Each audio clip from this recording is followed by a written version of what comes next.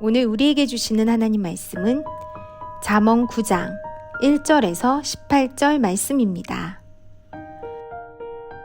지혜가 그의 집을 짓고 7 기둥을 다듬고 짐승을 잡으며 포도주를 혼합하여 상을 갖추고 자기의 여종을 보내어 성중 높은 곳에서 불러 이르기를 어리석은 자는 이리로 돌이키라.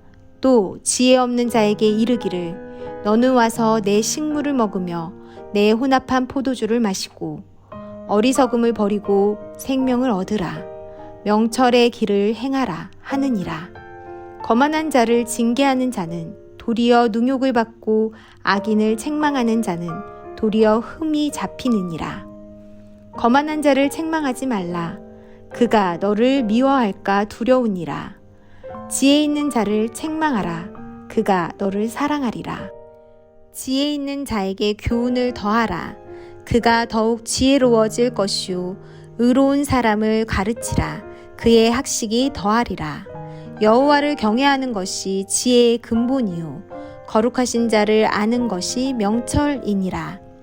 나 지혜로 말미암아 내 날이 많아질 것이요 내 생명의 해가 내게 더하리라.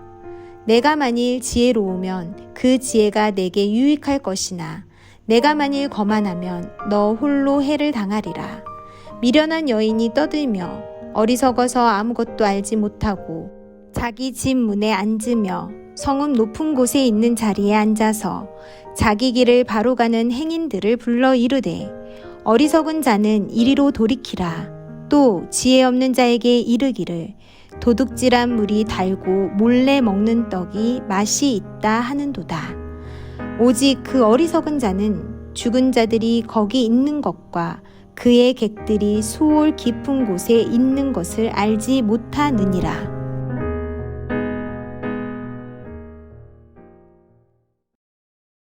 거룩한 주일입니다. 오늘도 주 앞에 나오신 여러분 모두에게 하나님의 은혜와 사랑이 함께 하시기를 예수님의 이름으로 축원합니다.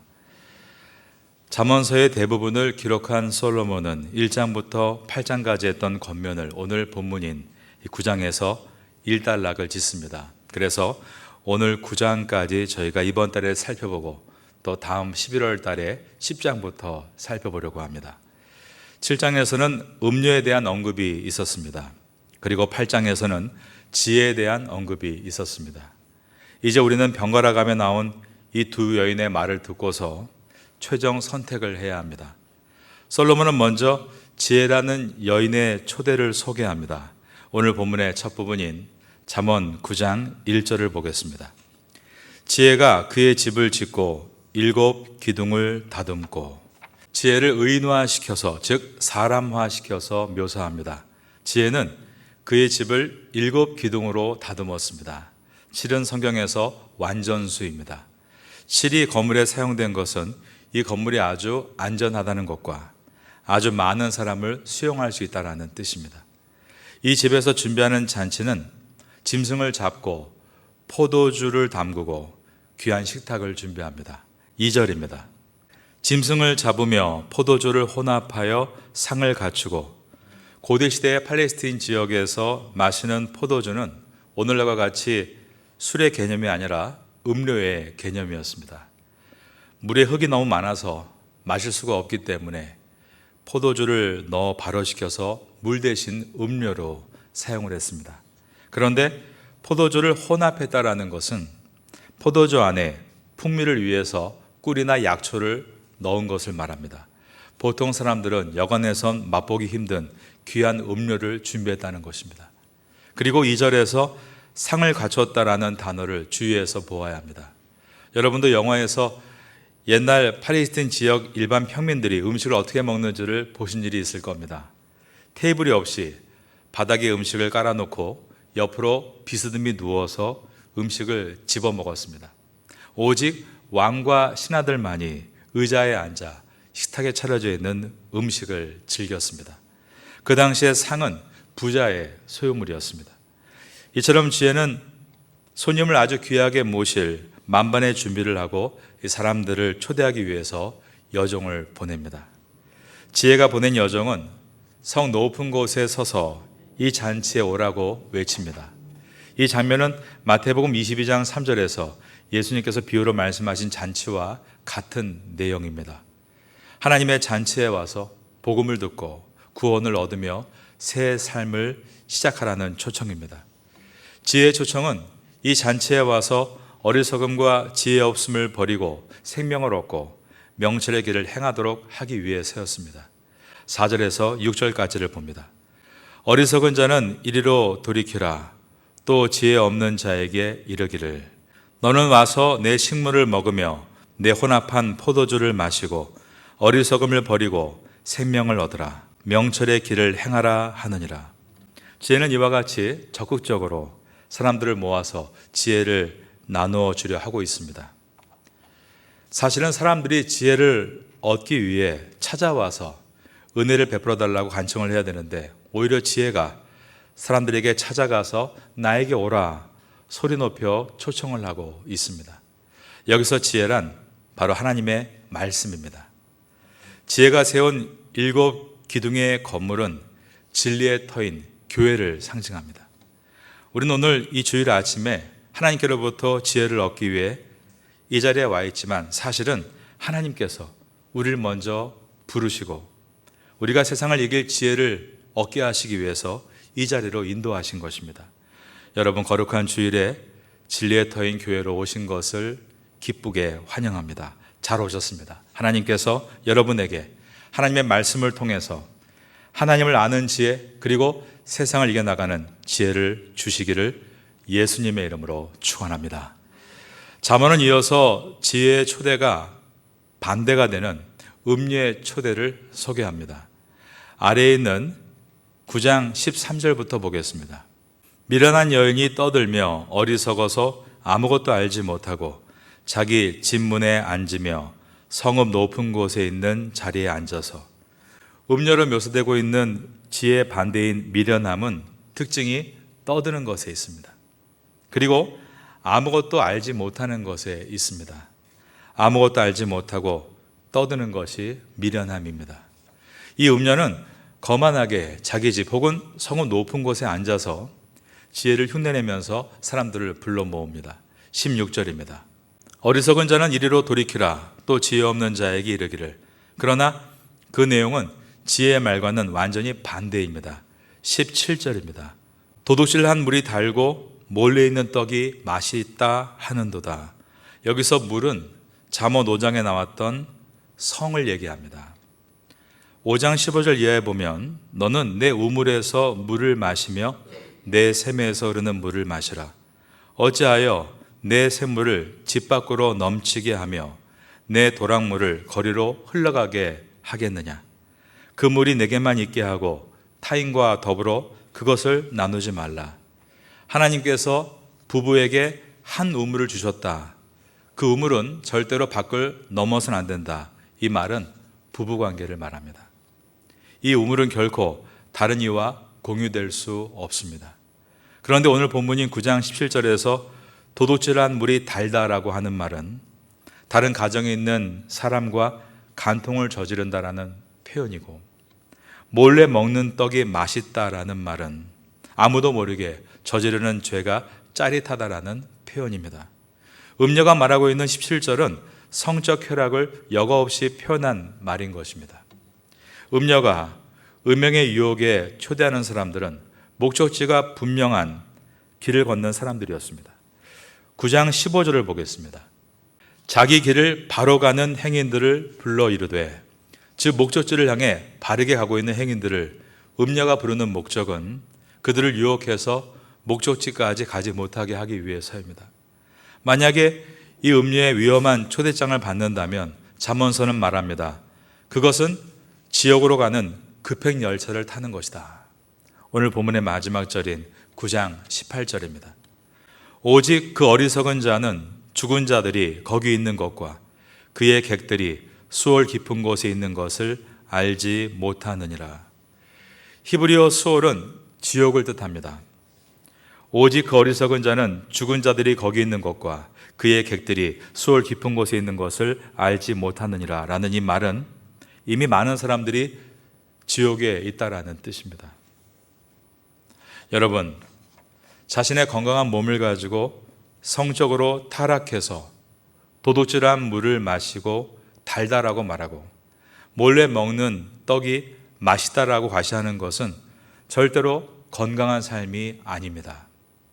이것을 기억하고 우리의 몸을 바른 건강함과 건전함 위에 올려놓아야 합니다. 그럴 때 우리는 지옥의 급행열차가 아니라 천국의 완행열차를 타고 이 땅에서 모든 인생의 구비구비마다 그리스도 안에서 승리할 수 있게 되는 것입니다. 이런 성적인 타락에 대해서 설교를 하면 피식하며 비웃는 사람들도 있습니다. 제가 예전에 청년부 담임 목회를 하고 있을 때 건전한 성이 크리스찬의 가장 중요한 요소다라고 말하니까 어떤 한 젊은 청년이 저에게 피식거리면서 말도 안 된다는 식으로 쳐다봤습니다. 그분은 나이가 좀 있는 청년이었는데 결혼을 하지 않고 여러 여성을 만나고 생활을 하고 있었습니다. 이것에 대해서 스스로 잘못이라고 생각하지 않기 때문에 저의 설교에 대해서 고의적으로 반감을 드러낸 것입니다. 그런데 오늘 본문 가운데 보면 중요한 내용이 들어 있습니다. 그것은 9장 7절부터 9절에 있는 말씀입니다. 거만한 자를 징계하는 자는 도리어 능력을 받고 악인을 책망하는 자는 도리어 흠이 잡히느니라. 구약시대에 이스라엘은 타락으로 나라가 망할 위기에 처해 있을 때 하나님은 선지자들을 보내서 그들을 책망하셨습니다. 대표적인 사람이 예레미야 선지자였습니다. 그런데 예레미야 선지자가 징계의 말과 책망의 말로 이스라엘 백성에게 회개하고 돌아오라라고 할 때 이스라엘 백성들은 그 말씀을 듣고 회개하는 대신에 오늘 본문과 같이 예레미야를 때리고 깊은 구덩이에 던져버렸습니다. 신약시대 때 이스라엘 백성들은 심지어 말씀이 이 땅에 오신 예수님마저도 그분의 책망을 듣지 않고 예수님을 때리고 결국 십자가에 못 박았습니다. 그러기에 잠언서는 말씀합니다. 거만한 자를 책망하지 말아라. 그가 너를 미워할까 두렵구나. 그 대신에 지혜 있는 자를 책망해라. 그가 너를 사랑하리라. 8절입니다. 거만한 자를 책망하지 말라. 그가 너를 미워할까 두려우니라. 지혜 있는 자를 책망하라. 그가 너를 사랑하리라. 이 말의 뜻은 우리는 이 말씀을 들으면서 거만한 자가 아니라 말씀을 듣고 수용할 수 있는 지혜로운 자가 되라는 가르침입니다. 거만함은 자기를 돌아보지 않는 교만함에서 시작됩니다. 그리고 교만함은 다른 말로 한다면 책망을 들으려 하지 않는 마음입니다. 내가 하는 일은 다 맞다. 내가 하는 일은 다 옳다. 보통 그 나라의 절대 권력자인 왕들이 하는 생각입니다. 다윗 왕은 왕제에 오래 앉아있다 보니 거만해졌습니다. 내가 하는 일은 모두 맞다. 내가 하는 일은 다 괜찮다라는 교만의 늪에 빠지고 말았습니다. 그래서 다른 가정의 우물을 탐했습니다. 즉 자기 부하인 우리아의 아내와 불륜을 저지른 것입니다. 그리고 그것이 탄로날까 봐 우리아를 전쟁터에 내보내서 일부러 죽게 하는 그 시간 동안 왕으로서 나는 내가 하는 모든 일은 괜찮다. 그렇게 깊은 죄악의 늪으로 점점 빠져들어가고 있었습니다. 이때 하나님께서는 나단 선지자를 다윗에게 보내시고 나단은 다윗에게 이렇게 말을 시작합니다. 왕이시여, 한 성에 두 사람이 있는데 한 사람은 부자였고 한 사람은 가난했습니다. 부자는 양과 소가 아주 많았고 가난한 사람은 새끼 양 암컷 한 마리밖에 없었습니다. 주인은 하나밖에 없는 새끼 양 암컷 한 마리와 밥도 같이 먹고 잠도 같이 자며 딸처럼 여겼습니다.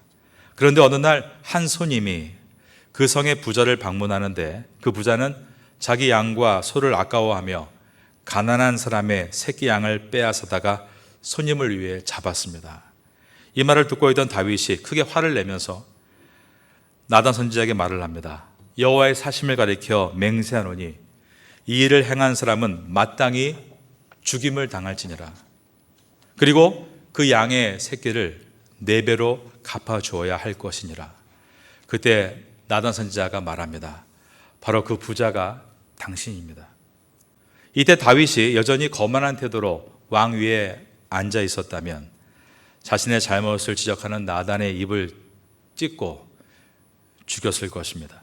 그러나 그는 비록 잠시 교만한 자의 자리에 있었으나 그의 내면은 여전히 순수했던 옛 다윗으로 돌아가고 싶어 했기 때문에 그는 자신의 잘못을 지적하는 나단의 말에 왕좌에서 내려와서 하나님 앞에 엎드렸습니다.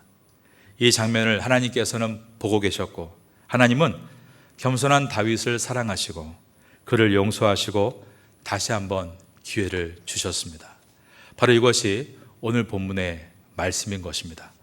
잠언 9장 8절을 한 번 더 읽습니다. 다 같이 읽습니다. 시작. 거만한 자를 책망하지 말라. 그가 너를 미워할까 두려우니라.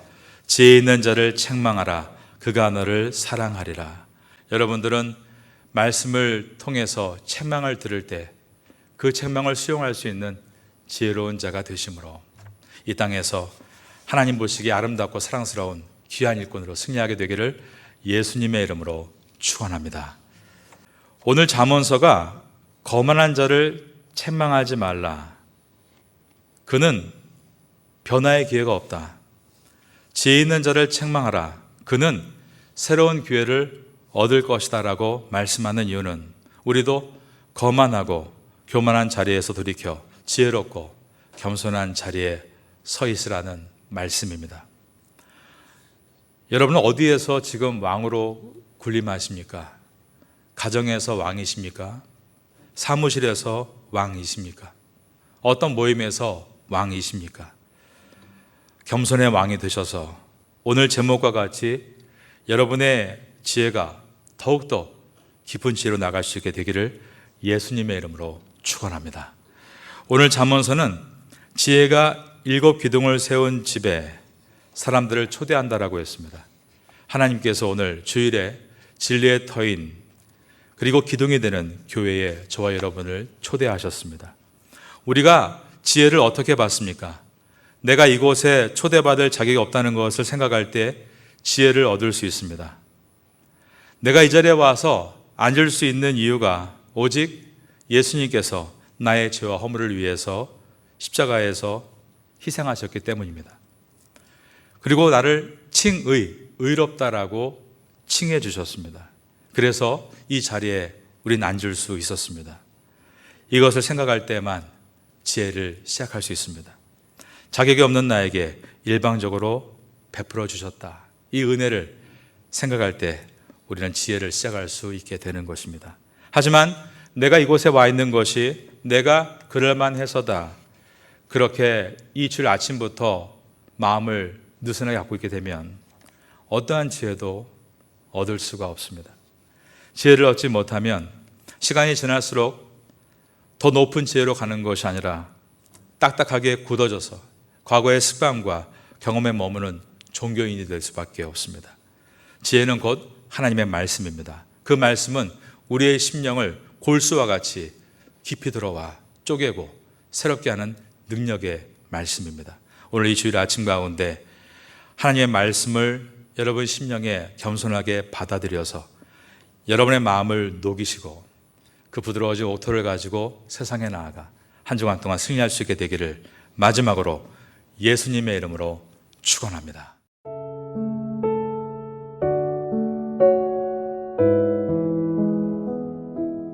지금은 함께 기도하는 시간입니다. 10월의 공동 기도 제목은 첫째, 기도로 주님과 함께하고, 둘째, 기도로 목회자와 함께하고, 셋째, 기도로 성도와 함께하고, 넷째, 기도로 태국과 파타야와 함께하는 신앙 공동체가 되게 하소서. 말씀을 붙잡고 기도하는 귀한 시간 되시기를 소망합니다.